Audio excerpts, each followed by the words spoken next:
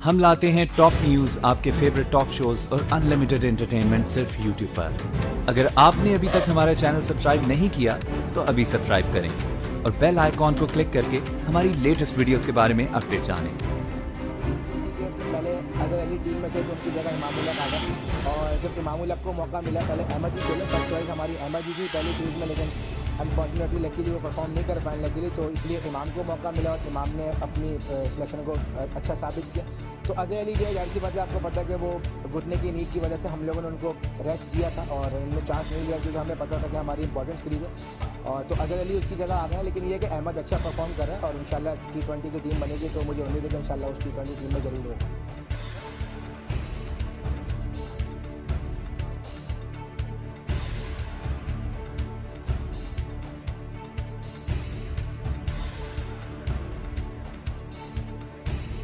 देखिए ऑब्वियसली आप अगर देखें तो उस्मान शनवारी भी अनफिट हुआ है। अगर आप देखें पिछले जो हमारे वनडे मैचेस हुए थे, उस्मान शनवारी को हमने इंडक्ट किया था और हमें ऐसा लगा था कि हमारा नया बॉलिंग जो है, नई स्पेशली नई बॉल से बॉलिंग और ज़्यादा मजबूत हो गई है और हमें बहुत ज़्यादा मुश्किल का सामना करना पड़ेगा, किसको खिलाएं किसको नहीं खिलाएं।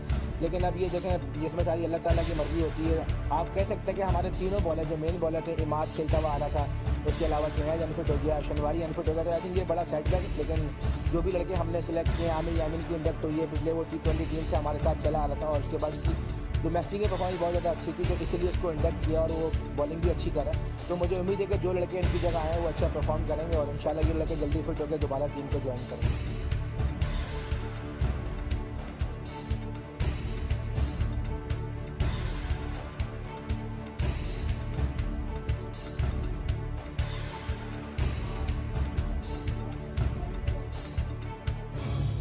देखिए जो आपने बात की, देखें ऑब्वियसली किसी भी आप होम कंडीशन में चले जाते हैं, टूर तो हमेशा टफ रहता है, लेकिन ये है कि जहाँ तक आपने बात की कि ऑलराउंडर जाहिर सी बात है वहाँ की पिचेस जैसी होती हैं कि स्पिनर्स को इतनी हेल्प नहीं मिलती है, तो कोशिश यही करेंगे जो बेस्ट पॉसिबल ऑलराउंडर जिसकी जगह टीम में बन सके उसको खिलाएं। और आमिर और जाहिर सी बात है उनकी जिम्मेदारी बढ़ गई है, आमिर और हसन के फिलहाल गुमान है, तो मुझे उम्मीद है जिस तरीके से ये लोग बॉलिंग लाइन को दोनों लेकर चलते हैं तो इंशाल्लाह वहाँ भी अच्छा परफॉर्म करेंगे।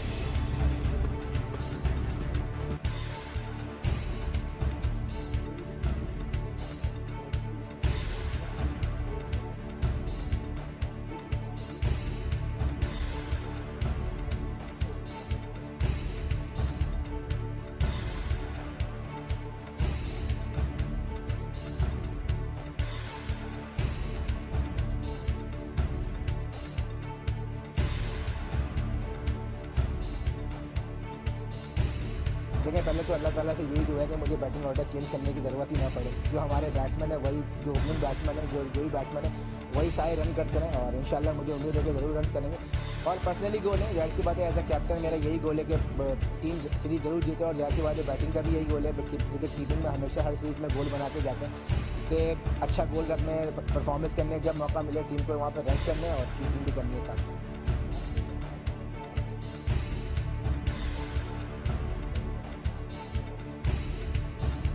देखिए हारिस का तो ये है कि वो हम उसको मेनली बैट्समैन बॉलर कंसिडर करते हैं और नवाज़ का जो है कि वो बॉलिंग ऑलराउंडर टीम के अंदर आए।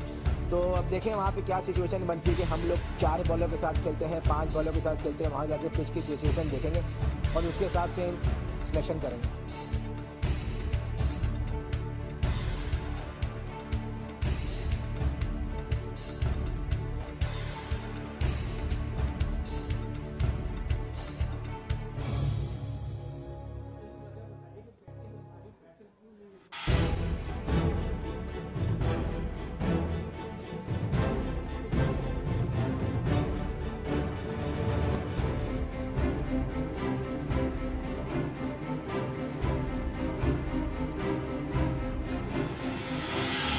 देखिए सर, अगर आप इन्जॉयमेंट के लिए देखें तो T20 के लोगों के लिए इससे अच्छी और कोई चीज़ नहीं है। लोग आते हैं, 10 ओवर का मैच होता है, 1.5 घंटे में मैच खत्म हो जाता है। अगर इन्जॉयमेंट के पॉइंट ऑफ व्यू से लेंगे तो लोगों के लिए बहुत अच्छा है, लोग इन्जॉय करते हैं साथ ही। लेकिन अगर मैं समझता हूँ कि T10 अगर आगे आती रहेगी तो जो नए आने वाले बच्चे हैं अगर वो इस तरह का देखेंगे, शॉर्टेज इस तरीके की लग रही है, तो वो टेस्ट क्रिकेट की तरफ नहीं जाएंगे। लोगों का यही ध्यान होगा आने वाले बच्चों का कि लीग की तरफ जाओ और टेस्ट क्रिकेट छोड़ दो, ये सारी लीगें पकड़ो। तो आई थिंक मैं समझता हूँ कि इन्जॉयमेंट के पॉइंट ऑफ व्यू से आप देखें, अच्छा फॉर्मेट है लोगों के लिए। अगर किसी ने शॉर्ट फॉर्मेट में क्रिकेट खेलनी है तो वो उस पर फोकस कर सकता है, लेकिन अगर किसी को लंबी क्रिकेट खेलनी है, लंबे टाइम के लिए क्रिकेट खेलनी है, तो आई थिंक मैं नहीं समझता कि वो T10 को प्रेफर करेगा खेलने के लिए।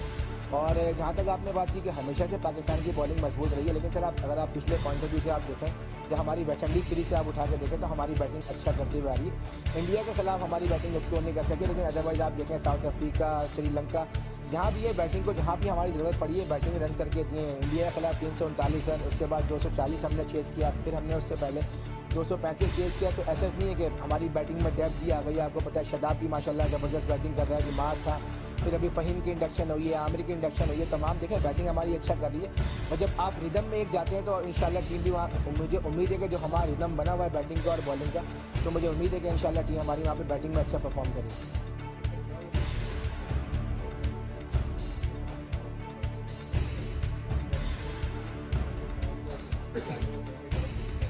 नहीं सर, वहाँ तो मैं उसको बोल रहा था मुझे मार रहा हूँ, वहाँ भी ऐसे ही मारना।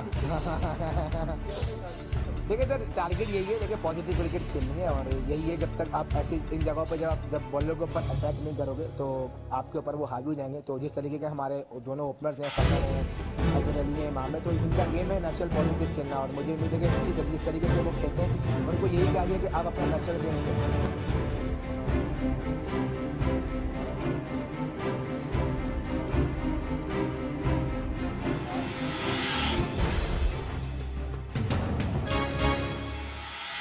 देखिए बिल्कुल हफीज़ भाई का एक थोड़ा सा जो हमें सेटबैक हुआ कि उनके एक्शन का हो गया, लेकिन मुझे उम्मीद है कि वो जिस तरीके से उनके साथ पीसीबी के जो टीम उन्होंने बनाई है वो काम कर रही है, तो इंशाल्लाह वो जल्दी वापस क्लियर हो जाएंगे। और जाहिर सी बात है शुएब भाई को हम ये रोल देंगे कि वो जो थोड़ी बहुत बॉलिंग है हफीज़ भाई करते थे जो हमारे बीच के ओवर, तो हम कोशिश ये करेंगे कि वो ओवर जो है शुएब भाई से कराएं और शुएब भाई रेगुलर बॉलिंग करते रहें पिछली सीरीज़ों में भी इंशाल्लाह। तो उम्मीद है कि वो ये रोल अच्छे से निभा सकेंगे। थैंक यू जी, थैंक यू। टीम के कैप्टन सरफराज अहमद लाहौर में मीडिया से गुफ्तगू कर रहे थे और दौरा न्यूजीलैंड के लिए जो सिलेक्शन है उससे मुताल्लिक जो सहाफ़ियों के सवाल हैं उनके जवाब दे रहे थे। उनका कहना था कि कौमी टीम की बॉलिंग का शोबा बहुत मजबूत है।